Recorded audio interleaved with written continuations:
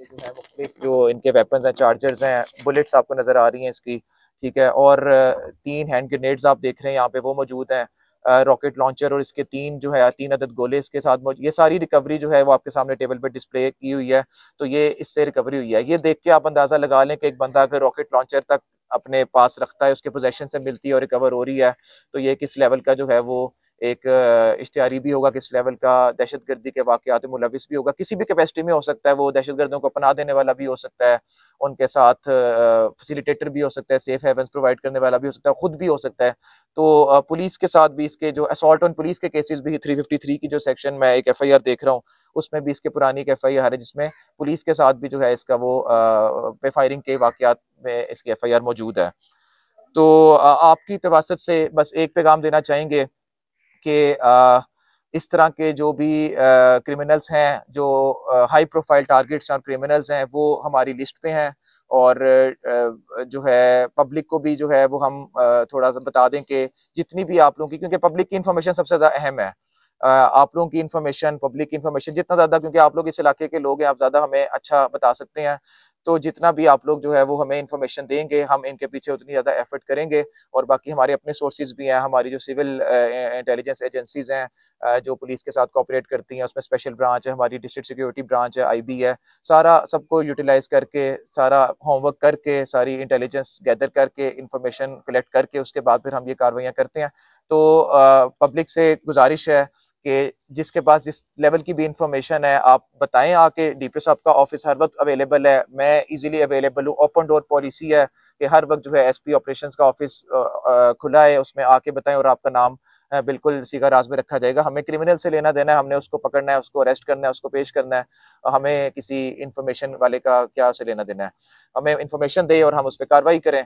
इसी तरह जो है वो ये चीज़ क्रिमिनल्स को भी एक मैसेज जो है वो डीपीओ साहब की तरफ से भी, उनके बिहाफ पे भी मैं कन्वे कर दूं कि जितने भी इस तरह के जो हाई प्रोफाइल टारगेट्स हैं वो हमारी हिट लिस्ट पे हैं। हम लोग उनके खिलाफ जो है टारगेट्स जो है वो अवेलेबल हैं, मौजूद हैं और टास्किंग कर दी जा चुकी है। जो बंदा जिस हमारी टीम में एसएचओ साहिब हैं, डीएसपी साहिब हैं, हमारा और कोई चौकी इंचार्ज है, जो भी हमारे जो स्टाफ के हमारे बंदे हैं, जो जितने ज़्यादा एक्सपीरियंस है जिस साइड पे, हम उनको उस तरह के उस हिसाब से टास्किंग करते हैं और उसके मुताबिक फिर जो है वो हमारा अपना जो है वो प्रॉपर एक प्लान बना के जो है हम फिर रेट्स वगैरह करते हैं। जिस तरह आप थोड़े टाइम पहले, हमने 1 हफ्ता 1.5 हफ्ता पहले आपके साथ शेयर किया कि हमने नागपत में एक ग्रैंड ऑपरेशन किया। 8 आवर्स लॉन्ग, 8 घंटे का ऑपरेशन था, रात 1 बजे से सुबह 12 बजे तक। और उसमें भी हमने मोर्चे भी उनके गिराए, दोनों ग्रुप्स के, इसराफील ग्रुप था और था। इस तरह हमारा जो है वो ये सारी इंशाल्लाह कंटिन्यू है और ये चलती रहेंगी इस तरह की कार्रवाइयाँ। और बस आप लोगों से यही गुजारिश है कि आप लोग भी ये मैसेज को जितना कन्वे करें और क्रिमिनल्स को भी ये एक जो है वो याद दहानी करा दें कि अभी भी मौका है। अगर आप हथियार डालते हैं और अपने आप को पेश करते हैं तो हम इंशाल्लाह कानूनी कार्रवाई के जो भी है उसके मुताबिक जो है वो हम सारा चलाएंगे आगे। केसेस जितने भी इनके पुराने हैं, देखें इनके खिलाफ जो है 10-10, 15-15 केसेस हैं। और वो ऐसे नहीं कि कोई छोटी मोटी के ड्रग्स के हैं या वो एक अलहदा वो भी है साइड। लेकिन ये जब कत्ल बहुत ज्यादा होना और बेदर्दी से औरतों को कत्ल करना और एक्सप्लोसिव्स का होना और टिकटॉक पे वीडियोस बनाना वेपन्स के साथ, रॉकेट लॉन्चर शोल्डर पे रख के, तो ये एक मैसेज, एक ऐसा पब्लिक में एक पैनिक क्रिएट करने वाली सिचुएशन एक बन जाती है कि लोग डरें। तो वो हम नहीं होने देंगे। हम एक पीसफुल को हार्ट चाहते हैं और उसके लिए जो भी ऐसा कोई बंदा हमें नजर आएगा जो इस तरह की मैसेजेस कन्वे कर रहा है, बेशक वीडियो बनाए कर रहा है, बेशक कोई वकूए करके कर रहा है या कोई भी तरीके से कोई दहशतगर्दी का या कोई खौफ हरास फैलाने का कर रहा है, तो हम इंशाल्लाह उसके खिलाफ पूरी कार्रवाई करेंगे। और आपके सामने हमारी प्रोग्रेस है सारी।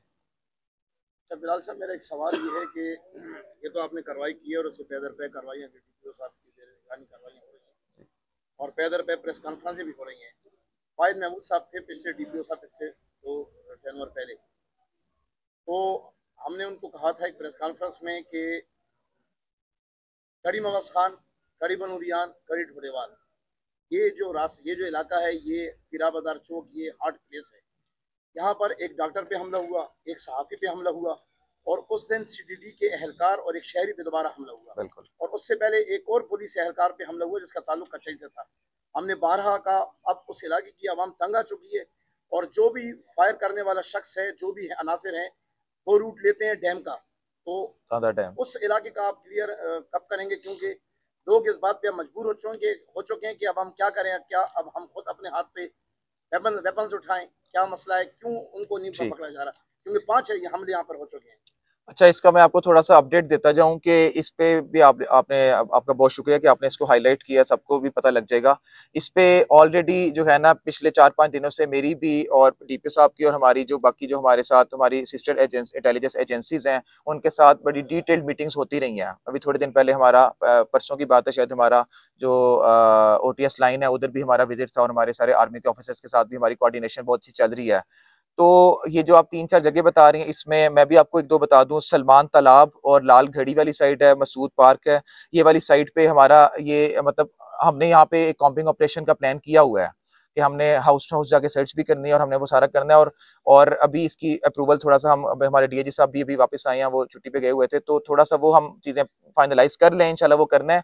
मीनवाइल हमने परसों सुबह 2.5 घंटे के लिए 5 से लेके 7:30 तक हमने सुबह ज्वाइंट चेक पोस्ट बनाई। ज्वाइंट चेक पोस्ट का मतलब है कि आर्मी और पुलिस की दोनों की ज्वाइंट, तो उसमें उनके भी 6 गाड़ियां थी, हमारी भी 6 गाड़ियां थी। 3 मुख्तलिफ पॉइंट्स पे इसी इलाके में, मसूद पार्क वाली साइड थी, तांदा डैम की तरफ रोड जा रही वो वाली साइड थी और एक कब्रिस्तान दुरानी कब्रिस्तान वाली साइड थी।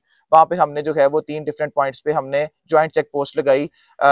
इसी तरह हमने ये जो है साइमल्टेनियसली एक ही टाइम पे हमने ये किया। इसी तरह हमने रात के टाइम भी ये जो है ये हमारा एक प्लान उनके साथ कोऑर्डिनेशन चल रही है हमारी आर्म्ड फोर्सेस के साथ।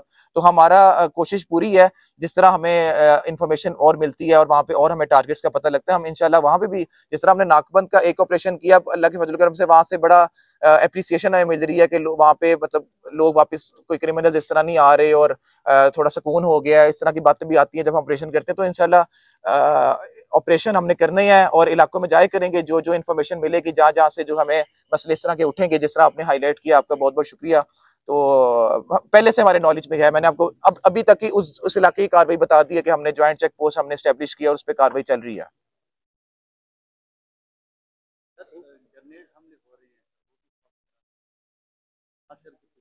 जी दिन पहले यहाँ पे हुआ था सर, उसमें आपने देखा वीडियो सर, वो बाइक जी धक्का लगा के बिल्कुल जा बिल्कुल रहे हैं सर, पुलिस की तरफ से सिंगल शॉट फायर भी नहीं होता जी। सर, ये वजह क्या है और इसको टारगेट किया गया है कि कौन लोग हैं और वो मुख्तलिफ इंतजाम भी कर रहे हैं और सर नाकाबंदी भी है, उसके बावजूद भी वो भाग जाते हैं। अच्छा, इसमें आपको थोड़ा-सा मैं अपडेट दे देता हूँ कि ऑब्वियसली ये थोड़ी-सी जो है वो एक गफ़लत मैं एक्सेप्ट करूँगा, एडमिट भी करते हैं। लेकिन देखें, पीटीएस जो है वो एक ट्रेनिंग स्कूल है। उसके अंदर जो मतलब व रिक्रूट्स ही हैं वो मतलब वो कोई वेल ट्रेन्ड या एक्सपीरियंस्ड बंदे नहीं होंगे जो मतलब इतना ज़्यादा जो है वो बहादुर भी हों और कन्फ्रंट करें, सीधे सामने जाके फायर करें, वो मतलब या उतना उनका एक्सपीरियंस नहीं होगा एज़ कम्पेयर टू कोई भी चौकी का बंदा या कोई थाने के करीब कोई या हमारी कोई परमानेंट कोई एस्टेब्लिशमेंट हो या कोई गार्ड हो। वहाँ के बंदे तो फिर भी रिटेलिएट कर सकते हैं, आगे से कन्फ्रंट कर सकते हैं, फायरिंग कर सकते हैं। लेकिन वो आई थिंक कि वो रिक्रूट्स हैं। तो वो एक लर्निंग फेज में है और उनको मेरा ख्याल है थोड़ा सा एक्सपीरियंस गेन करने में जो है वो, लेकिन फिर भी सिक्योरिटी जो है वो तो एक्सपीरियंस बंदों की होनी चाहिए वहाँ पे। और उसमें जहाँ पे भी हमें हमारे अपने पुलिस वालों की पर्सनल की कांस्टेबल्स की जो भी सिक्योरिटी वहाँ मौजूद है उनकी गफलत नजर आती है, लेजीनेस नजर आती है या वो कोई बुजदिली का मुजाहरा करते नजर आते हैं, तो इंशाल्लाह हम उनके खिलाफ डिपार्टमेंटल इंक्वायरी करते हैं। ऐसी बात नहीं है कि वो बिल्कुल स्कॉट फ्री, वो बिल्कुल खाली बच के चले जाएंगे, हम इंक्वायरी करते हैं। लेकिन ऑब्वियसली अब ये देखें ना कि ये एक बहादुरी वाली एक चीज है, ये तो इंसान की फितरत है और उसकी नेचर है, ये उसने मौके पे खुद ही एक फैसला करना है, डिसीजन लेना है। हम जितनी भी उसको ट्रेनिंग दे दें, ये तो एक ऐसे वाकयात भी तो बहादुरी वाले आपने देखे मिलिटेंसी के वेव में कि पुलिस वालों ने खुद कुछ बम्बार को गले भी लगाया है और फायरिंग भी आगे से की है और सबको बचाया भी है अंदर जाने से, ऐसा भी हुआ है। तो वो एक मेरा पर्सनल एक व्यू है कि पॉइंट ऑफ व्यू है कि उसमें जितने भी मैं लर्निंग किसी को बता दूं या उनको सजाएं दे दूं, मैं किसी को बहादुर तो इंसान अंदर से ही है ना, ठीक है, वो एक इंटरनल उसकी अपनी एक क्वालिटी है। तो इंशाल्लाह हम लर्निंग करते रहते हैं, गाइडेंस देते रहते हैं, ब्रीफिंग करते रहते हैं, हदायत देते रहते हैं। कमांडर जब खुद आगे होता है तो फोर्स खुद आगे आती है। अगर डीपीओ साहब खुद आ गए हैं, मैं रात को डीपीओ साहब के साथ 1:30 बजे तक बाहर था, हम थाना चेक कर रहे थे, आगे एक जगह हमने चेक की जो कोहाट कैडेट कॉलेज है उसकी सिक्योरिटी हमने चेक की रात को। तो अगर हम खुद रातों को इतनी बाहर हैं, आगे हैं, तो हमारी फोर्स का मोराल इसी से मेरा ख्याल है थोड़ा सा अपलिफ्ट होगा और बूस्ट होगा कि जो है वो हमारा कमांडर सबसे हमें आगे लीड कर रहा है। और तो हम भी करें, हम क्यों फिर पीछे रहें और हम क्यों भाग जाएं। लेकिन ऑब्वियसली आपकी बात बिल्कुल ठीक है, ऐसे वाकयात हैं जिसमें जो है वो उनको फायर करना चाहिए था, ये गफलत है, ये करते हैं, कोशिश करेंगे इंशाल्लाह इस पे इम्प्रूवमेंट आएगी इंशाल्लाह। मुल्ज़िमान पे भी ये वाली चीज़ें जो होती हैं ना, इसमें सबसे पहले आईजी साहब का भी यही सबसे पहला जो होता है कि कंसर्न होता है कि कैमरास को सबसे पहले चेक करें। तो कैमरास को सबसे पहले चेक करते हैं, उसमें उनको आइडेंटिफाई कर सकें हम कि उनकी शक्ल नज़र आ जाए। उसके बाद फिर बाकी जो है वो इंटेलिजेंस का इन्फॉर्मेशन का काम होता है। तो जैसे-जैसे हमें इन्फॉर्मेशन मिलती है हम कोशिश कर रहे हैं, रेड्स भी करते हैं, सर्च ऑपरेशंस भी रोज़ होते हैं, ठीक है। रेगुलर हमारा पूरे 30 दिन जो है महीने के सर्च ऑपरेशंस होते हैं, हर किसी न किसी एक इलाके में। तो कोशिश जारी है, ये आसान काम तो नहीं है। लेकिन इंशाल्लाह जैसे-जैसे ये देखें, ये वाला अगर हमने पकड़ लिया, ये वाला बंदा, और कोशिश कर रहे हैं तो इंशाल्लाह यहाँ तक भी पहुँच जाएँगे और उम्मीद है कि इंशाल्लाह आपको प्रोग्रेस दोबारा दिखाएँगे।